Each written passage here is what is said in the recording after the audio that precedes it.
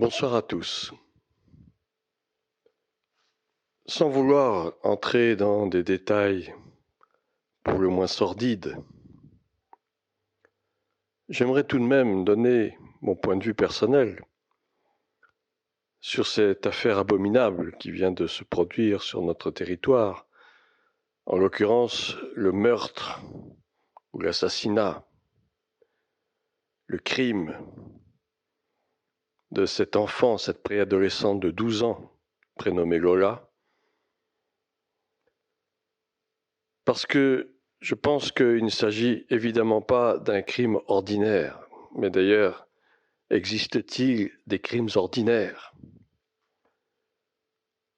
Tout ce qui touche à l'être humain, tout ce qui touche à la vie d'un être humain, à plus forte raison d'un enfant, est quelque chose d'absolument horrible, indescriptible, condamnable au plus haut point, scandaleux.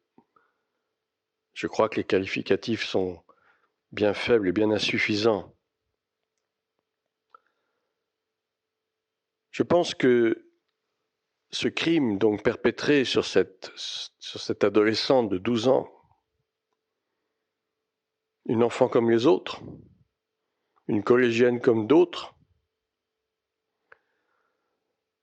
je pense, disais-je, que ce crime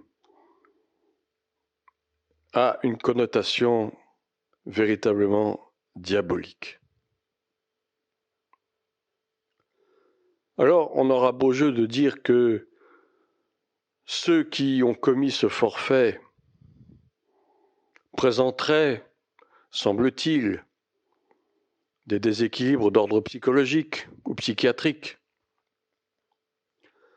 C'est un peu facile. Tous les attentats qui ont été commis sur notre sol depuis plusieurs années déjà, malheureusement, et dont on a retrouvé plus ou moins facilement les auteurs, ceux-ci ont souvent été qualifiés de déséquilibrés, ayant des problèmes mentaux, psychologiques, un peu, je dirais même beaucoup, pour cacher la vérité. Cette personne, cette jeune femme de 24 ans, qui donc est accusée, avec l'aide peut-être de complices, est accusée d'avoir tué, massacré, dépecé cet enfant, passe pour être une personne en situation irrégulière, etc. Et tout cela donne un tournant politique à cette affaire, fort déplaisant, et qui en réalité cherche à noyer vraiment la vérité. Très sincèrement, et c'est mon point de vue, qui peut-être rejoindra celui d'autres personnes, je ne sais pas, ce crime est un rituel satanique.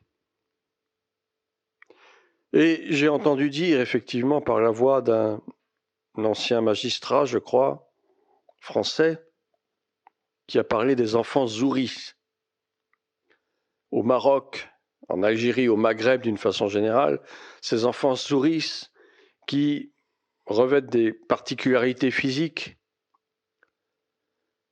et à qui on attribue des pouvoirs surnaturels, quasiment magiques.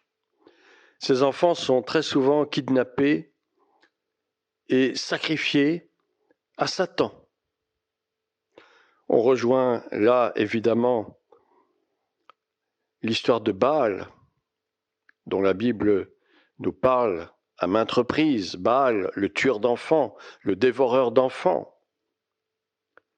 Ce Dieu abominable auquel les Hébreux autrefois sacrifiaient des enfants, dans leur idolâtrie, dans leur folie païenne. Vous savez, l'histoire se répète et les hommes ne comprendront jamais rien de l'histoire.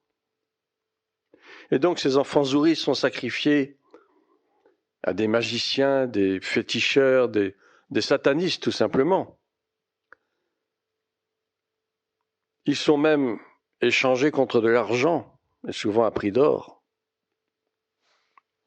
Et j'en reviens donc à ce crime de cet enfant Lola,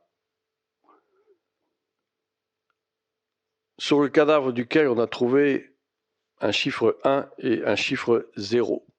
Et semble-t-il, d'après ce que j'ai compris, d'après mes quelques recherches à ce sujet, qu'il s'agit bel et bien d'un rituel satanique, d'un rituel démoniaque. Alors, la bien-pensance, l'opinion générale, n'est-ce pas, de Monsieur Tout-le-Monde ou Madame Tout-le-Monde, consistera à dire que effectivement c'est une chose abominable que ce meurtre, et la France s'en émeut à juste titre, comme elle s'est émue par le passé des différents attentats qu'il y a eu au Bataclan, à Nice, et j'en passe. Plus les crimes affreux de ce prêtre, le père Hamel, et puis d'autres, tous ces crimes isolés qui ont eu lieu. Mais je pense que le point commun de tous ces crimes, c'est le sang. Et le sang appelle le sang. Et on ne peut pas, on ne doit pas ranger tous ces meurtres sous des qualificatifs ordinaires, de fous dangereux, de gens déséquilibrés. Tout cela, c'est de la fausseté. C'est pour que les gens admettent que, effectivement, on risque de tomber un jour ou l'autre entre les mains de ces gens-là. Mais ce n'est pas pour rien qu'ils commettent ces crimes. Tout cela a un but. Et ce but, c'est de faire régner Satan dans ce monde. Il est déjà dans ce monde. Il est prince de ce monde, dit la Bible. Nous savons que le monde entier est sous la puissance du malin, dit 1 Jean, chapitre 5, verset 19. Le monde entier est sous la puissance du malin, mais nous, nous sommes de Dieu. Et si nous sommes de Dieu, nous devons dénoncer ces choses. Nous n'avons pas à nous contenter de la version officielle d'un crime certes abominable, mais qui probablement n'aura pas de suite, ou très peu de suite, et en tout cas pas de suite judiciaire, parce qu'on le sait très bien, ces choses-là sont étouffées en haut lieu. Et tous ces kidnappings d'enfants, tous ces viols d'enfants, tous ces réseaux pédophiles ne sont là que pour justement alimenter ce satanisme ambiant. Tous ces enfants sont sacrifiés à Baal, le Baal des temps modernes. Tous ces enfants sont sacrifiés parce que les auteurs de ces crimes sont assoiffés de sang pour gagner en puissance, pour gagner en pouvoir, pour gagner plus d'argent. Leur richesse est bâtie sur le crime. Je n'en dirai pas plus, mais je tenais absolument à donner mon point de vue et en même temps, évidemment, d'exprimer toute ma sympathie à la famille de cet enfant. C'est abominable de perdre un enfant, et en plus, dans de telles circonstances. Réfléchissons bien, parce que malheureusement, je pense que d'autres choses de ce genre auront lieu dans les mois, dans les années qui vont venir. Les choses iront en s'amplifiant. Le monde est de plus en plus fou.